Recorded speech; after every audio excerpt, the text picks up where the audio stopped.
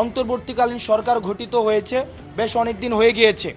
আজকে আহতদের যে আমরা সারা ঢাকাতে আমরা যে চিত্র দেখেছি এবং বাংলাদেশের বিভিন্ন জায়গা থেকে যে চিত্রের খবর পেয়েছি, এতদিন পর্যন্ত আহতদের আন্তর্জাতিক মানের সেবা নিশ্চিত করতে না পারা এবং তাদের জন্য পূর্ণাঙ্গ একটি তালিকা করতে না পারাকে আমি এই অন্তর্বর্তীকালীন সরকারের প্রথম ব্যর্থতা হিসেবে চিহ্নিত করতে চাই।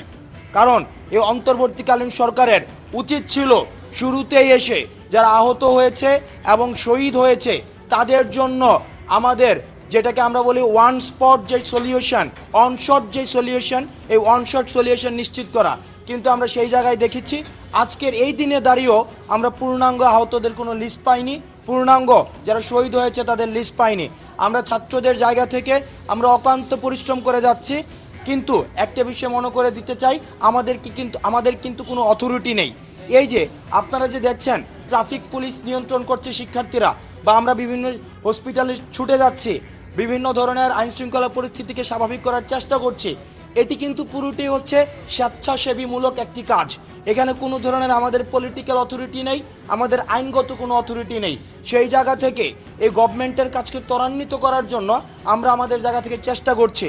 কিন্তু এই অন্তর্বর্তীকালীন সরকারের যারা দায়িত্বপ্রাপ্ত রয়েছেন তাদের উচিত ছিল যত দ্রুত সম্ভব আহতদের পাশে দাঁড়ানোর ভিজিবল পদক্ষেপ নেওয়া, কিন্তু আমরা ভিজিবল কোনো পদক্ষেপ দেখিনি, যে কারণে আমরা অন্তর্বর্তীকালীন সরকারের স্বাস্থ্য বিভাগের আমরা নিন্দা জানাচ্ছি। আরেকটি বিষয়, এই সম্পূরক একটি বিষয়, সেটি হচ্ছে আমাদের এই যে সমন্বয়ক এবং সহসমন্বয়ক নিয়ে বিভিন্ন ধরনের আলাপ আলোচনা হচ্ছে বিভিন্ন জায়গায়। আমরা স্পষ্ট করে বলতে চাই, আপনারা যারা গণমাধ্যম কর্মী রয়েছেন ঢাকা কেন্দ্রিক আমাদের বিভিন্ন যারা সমন্বয়ক এবং সহসমন্বয়ক রয়েছেন, আপনারা দেখতে পাচ্ছেন তাদের কি সারাদিন কি অক্লান্ত পরিশ্রম করছে। আপনারা যদি দেখেন কেউ সমন্বয়ক এবং সহসমন্বয়ক নামে বিশেষ কোনো সুযোগ সুবিধা কোথাও চাচ্ছে, আপনাদের সাথে বিশেষ কোনো সম্পর্ক তৈরি করার চেষ্টা করছে, বা সরকারের কোনো প্রশাসনে গিয়ে বিশেষ কোনো সুযোগ সুবিধা চাচ্ছে, আপনারা তাদের আইনের হাতে সোপর্দ করুন। কারণ আমাদের কোনো এজেন্সি নেই, লেজিটিমেসি নেই যে আমরা কোনো বিশেষ সুযোগ সুবিধা আমরা দাবি করব। এবং পরিশেষে আমরা অন্তর্বর্তীকালীন সরকারকে আমরা বলতে চাই, আপনারা আজকে অন্তর্বর্তীকালীন সরকার হয়েছেন এই আহত যারা হয়েছে, শহীদ যারা হয়েছে তাদের বিনিময়ে।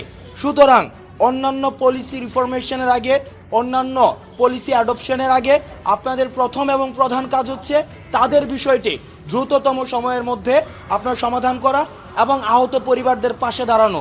কারণ আমরা দেখেছি একমাত্র উপার্জনক্ষম ব্যক্তি উনি আহত হয়ে পড়ে আছেন বা নিহত হয়েছেন। সুতরাং আমরা আর অ্যাসপাইরেশনাল স্পিচ শুনতে চাই না, বড় বড় গল্প শুনতে চাই না, এটা করে ফেলবো সেটা করে ফেলবো শুনতে চাই না, ব্লেমিং গেম আমরা শুনতে চাই না। দোষ এর ঘাড়ে ওর ঘাড়ে চাপানো, আওয়ামী জামাত বিএনপি ফেসিবাদের উপরে দোষ চাপানোর যে ব্লেমিং ট্যাগিংয়ের যে বিষয়টি, সেটি আর আমরা শুনতে চাই না। আমরা দৃশ্যমান পদক্ষেপ দেখতে চাই। আমরা দেখতে চাই আগামী 24 ঘন্টার মধ্যে স্বাস্থ্য মন্ত্রণালয় কী ধরনের পদক্ষেপ নেয়, এবং গণমাধ্যম কর্মী যারা রয়েছেন, আপনারা স্বাস্থ্য মন্ত্রণালয়ের দায়িত্ব যারা রয়েছেন, তাদেরকে 24 ঘন্টার মধ্যে তাদের দৃশ্যমান পদক্ষেপ সম্পর্কে আপনারা তাদেরকে প্রশ্ন করুন, এবং জনগণের প্রশ্ন তাদের কাছে তাদেরকে করে তাদেরকে জবাবদিহিতার আওতায় নিয়ে আসুন। দেখুন, আমরা 24 ঘন্টা দিয়ে আমরা বলছি যে 24 ঘন্টার মধ্যে আমরা চাই তারা দৃশ্যমান যে একটি অগ্রগতি কি হয়েছে সেটা আমাদেরকে জানাবে। না হয় সেক্ষেত্রে আমরা তাদের সাথে আবার কোনো ধরনের যদি পদক্ষেপ নিতে হয় সেক্ষেত্রে আমরা পদক্ষেপ নিব। এই জায়গায় আমরা গণমাধ্যমের সহায়তা আমরা চাই, কারণ আমরা দেখেছি যে আন্দোলনের আজকে সার্বজনীনতা, এই জায়গায় গণমাধ্যমের যে ভূমিকা সেটা অনস্বীকার্য। আপনারা যারা গণমাধ্যমে রয়েছেন তাদের নিরলস পেশাদারিত্বের কারণেই কিন্তু আজকের এই পর্যায়ে আমরা পৌঁছেছি। সুতরাং জবাবদিহিতার জায়গায় গণমাধ্যম ব্যক্তিকে নয়, বরং যিনি তার পজিশনকে হোল্ড করবে, আপনারা, আমি বিশ্বাস করব আপনারা এই পজিশনকে প্রশ্ন করার ক্ষমতা সবসময় আপনারা অব্যাহত রাখবেন।